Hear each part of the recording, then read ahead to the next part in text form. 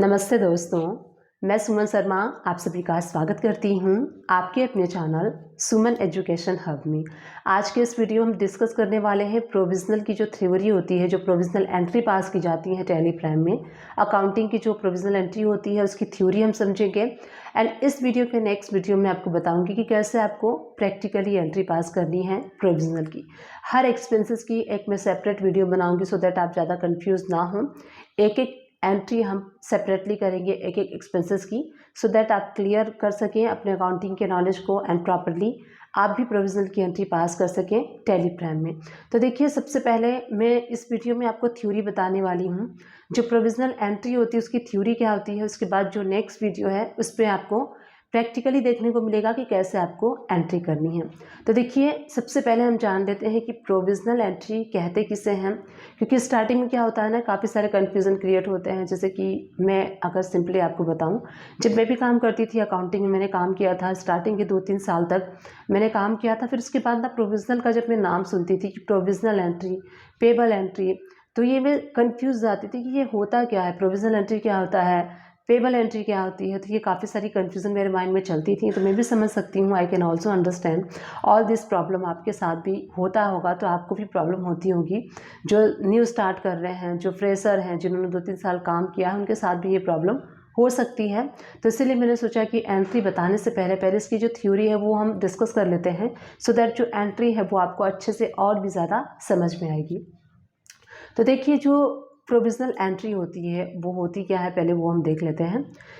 देखिए, जो हम एक्सपेंसेस होते हैं एवरी मंथ पे हम मंथ के एंड में बुक करते हैं। जैसे कि सपोज़ कीजिए आपका इलेक्ट्रिसिटी बिल हो गया, वाटर बिल हो गया, मोबाइल फ़ोन का बिल हो गया, इंटरनेट का बिल हो गया, लीगल एंड प्रोफेशनल हो गया, ऑडिट फीस हो गया। ये सारे जो एक्सपेंसेस होते हैं, इन सारे एक्सपेंसेस के आप इन्वाइसेस एवरी मंथ हम रिसीव करते हैं। देखिए, अब जब आप इलेक्ट्रिसिटी जो मीटर लगवाते हैं उसमें तो ज़रूरी नहीं कि आपने 1 तारीख को ही लगवाना है या फिर लगवाया होगा।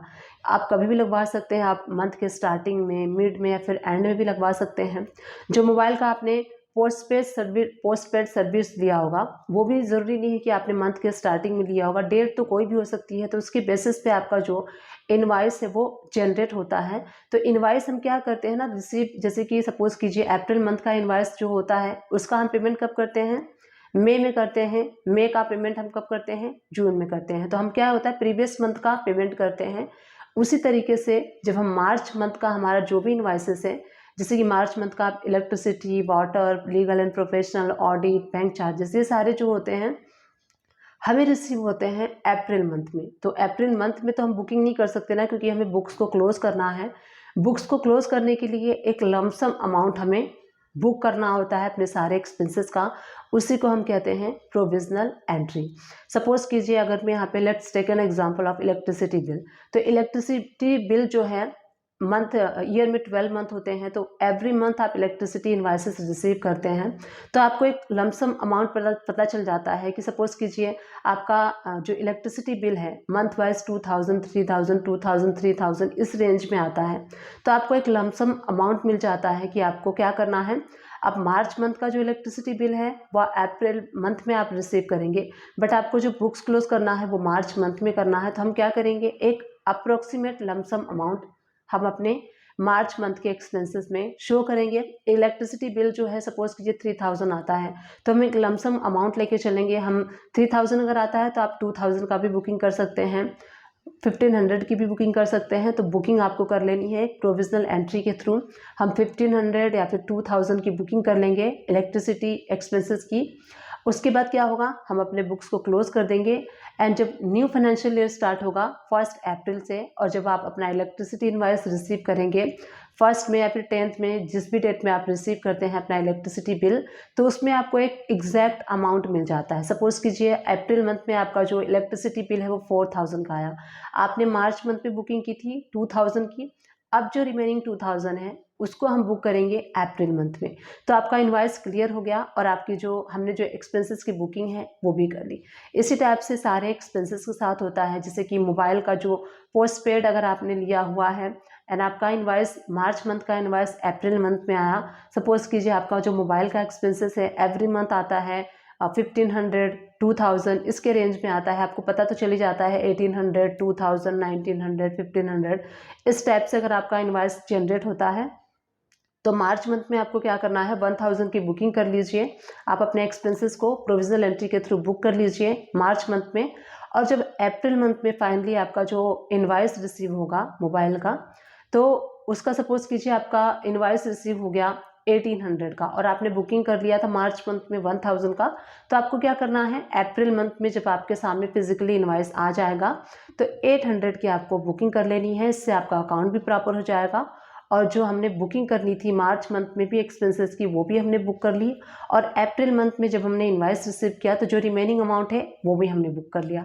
इसी टाइप से सारे एक्सपेंसेस की करनी है। जैसे कि लीगल एंड प्रोफेशनल, तो देखिए लीगल एंड प्रोफेशनल जो है वो एक टाइप से फिक्स होता है, क्योंकि जो आप सीए की सर्विस लेते हैं या फिर किसी भी प्रोफेशन की सर्विस लेते हैं, every month as a salary आप पे करते हैं। कंसल्टेंसी चार्जेस जो होता है, सपोज कीजिए आप अपने सीए को पे करते हैं every month 10,000 as a part time, वो आपका वर्क करते हैं। 10,000 अगर आप एवरी मंथ पे करते हैं तो वहाँ पे आपको क्लियर होता है। तो मार्च मंथ में आप 5,000 की बुकिंग कर लीजिए एज अ प्रोविजनल एंट्री के थ्रू। और जब आप मार्च का इनवॉइस रिसीव कर लेंगे अप्रैल मंथ में, तो वो जो 5,000 रिमेनिंग है वो आप अप्रैल मंथ में बुक कर लीजिए। इस टाइप से आपको करना होता है, क्योंकि हमें मार्च मंथ में अपने बुक्स को क्लोज करना होता है। तो मार्च मंथ में भी हमें अपने एक्सपेंसेस को शो करना होता है कि हमने ये सारे एक्सपेंसेस किए हैं। इसीलिए हम एक अप्रोक्सीमेट अमाउंट को लेके चलते हैं, एक अप्रोक्सीमेट अमाउंट को बुक करते हैं, उसी को हम प्रोविजनल एंट्री कहते हैं। आई होप मैंने इजी टू इजी लैंग्वेज में ट्राई किया है सिखाने का और आप रिलेट भी कर पाए होंगे। तो प्रोविजनल एंट्री जो हम प्रोविजनल एंट्री जो हम ईयर के एंड में करते हैं, वो एक अप्रोक्सीमेट अमाउंट को लेके हम चलते हैं। एक लमसम अमाउंट की बुकिंग हम हर एक्सपेंसेस के साथ करते हैं। और जब न्यू फाइनेंशियल ईयर यानी कि अप्रैल में जब आप मार्च का बिल रिसीव कर लेते हैं, तो वहाँ पे जो भी रिमेनिंग अमाउंट होता है उसको भी हम बुक कर लेते हैं, सो दैट एग्जैक्टली आपका जो एक्सपेंसेस है वो बिल टू बिल मैच होता रहे। आई होप आप लोग समझ पाए होंगे, रिलेट कर पाए होंगे। मैंने ट्राई किया है कि मैं जितना से जितना ईजी लैंग्वेज में आपको सिखा सकूं। तो मुझे उम्मीद है कि आप लोग ज़रूर समझे होंगे। जो उसकी थ्योरी होती है प्रोविजनल एंट्री की, वो जो मैंने आप लोग के साथ शेयर की है, मुझे जिस तरीके से समझ में आया है उसी तरीके से मैंने आप लोग के सामने इसको प्रेजेंट किया है। आप भी आई थिंक कि समझ गए होंगे। तो अब नेक्स्ट वीडियो में आपको बताऊंगी कि इसकी एंट्रीज आपको कैसे करनी है टेलीप्राइम में, क्योंकि थ्योरी तो यहाँ पे क्लियर हो गई है, बट अब प्रैक्टिकली हमें देखना है कि कैसे इसकी प्रैक्टिकली एंट्री करनी है। तो डोंट वरी, मेरे साथ बने रहिएगा। नेक्स्ट वीडियो में एंट्रीज कैसे करनी है स्टेप बाय स्टेप सारी एंट्रीज में बताऊंगी आपको। एंड एक एक एक्सपेंसेस की हम प्रोविजनल एंट्री देखेंगे, क्योंकि अगर एक वीडियो में सारे प्रोविजनल एंट्री आपको बता दूंगी तो कन्फ्यूजन हो जाएगी। इसीलिए हम एक एक करके सीखेंगे, एक एक एक्सपेंसेस को लेके चलेंगे एंड एक एक दिन में एक एक एक्सपेंसेस की प्रोविजनल एंट्री कैसे करनी है वो मैं आपको बताऊंगी। तो आई होप ये वीडियो आप सभी लोग के लिए हेल्पफुल रही होगी। अगर हेल्पफुल रही है तो एक छोटा सा काम कर दीजिएगा, मेरे चैनल को लाइक कर दीजिए एंड प्लीज़ मेरे चैनल को सब्सक्राइब कीजिए। आप लोग सब्सक्राइब नहीं कर रहे हैं तो प्लीज़ मुझे सपोर्ट कीजिए। मुझे आप सभी लोग के सपोर्ट की एंड अप्रिशिएशन की बहुत ज़रूरत है। तो मेरे चैनल को सपोर्ट कीजिए, चैनल को सब्सक्राइब करके एंड जितना हो सकता है उतना चैनल को शेयर कीजिए। Thank you and keep watching my videos.